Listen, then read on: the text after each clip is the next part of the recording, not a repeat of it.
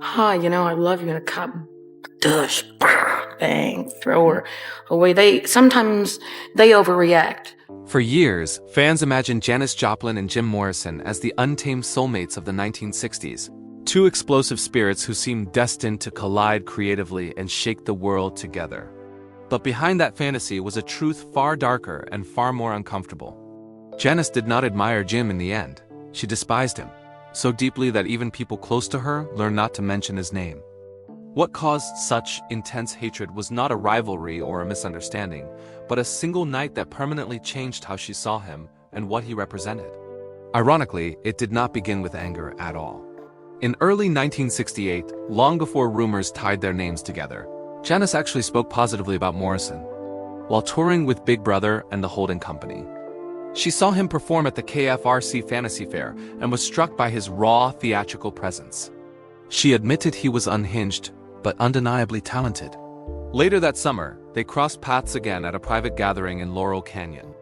That night, Jim was calm, attentive, and unexpectedly polite. They talked about blues legends, the pressure of fame, and the exhaustion of being trapped in personas they never chose. Janis even joked afterward that she was surprised by his manners, a rare compliment from her.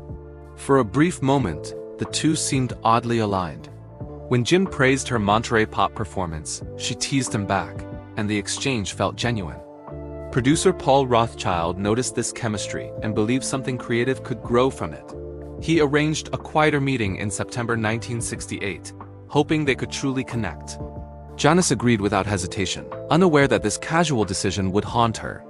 The meeting took place at a secluded house in Hidden Hills. At first, everything felt normal. Jim appeared restrained, sipping wine, engaging in thoughtful conversation about music and identity.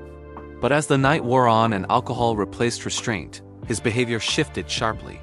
He moved closer, his words turned provocative, and the sensitivity vanished. Janis tried to deflect with humor, then chose to leave before things escalated. As she headed to her car, Jim followed, calling after her. What happened next erased any respect she once held. As Janis sat behind the wheel, Jim reached through the open window and yanked her hair violently. The shock was instant. Acting on instinct, she grabbed a bottle and struck him, sending him to the ground. She drove away immediately, shaken and furious, believing the nightmare was over. It was not. The next day, Jim laughed about the incident, telling others she enjoyed it, that she was wild, that she liked him. Each retelling twisted the truth further, turning her fear into a joke and her self-defense into supposed desire. When Janis later heard him reenacting the story at a New York nightclub, playing it for laughs, something inside her hardened permanently. He had not just crossed a physical boundary. He had stolen her reality and rewritten it to protect himself. From that point on, Janis cut him out completely. She avoided shared events, refused to speak about him, and never softened her stance. She was not someone who hated easily, but this was unforgivable. Jim never apologized, never corrected the lies. Even after her death in 1970, months later, he was gone too, leaving behind music, myths, and a feud frozen in silence. Now that the full truth is clearer, how do you see that night, and the way it was handled by those around them? Share your thoughts, and if you want more untold stories the industry tried to bury, like the video, subscribe, and turn on notifications for Hollywood Bulletin.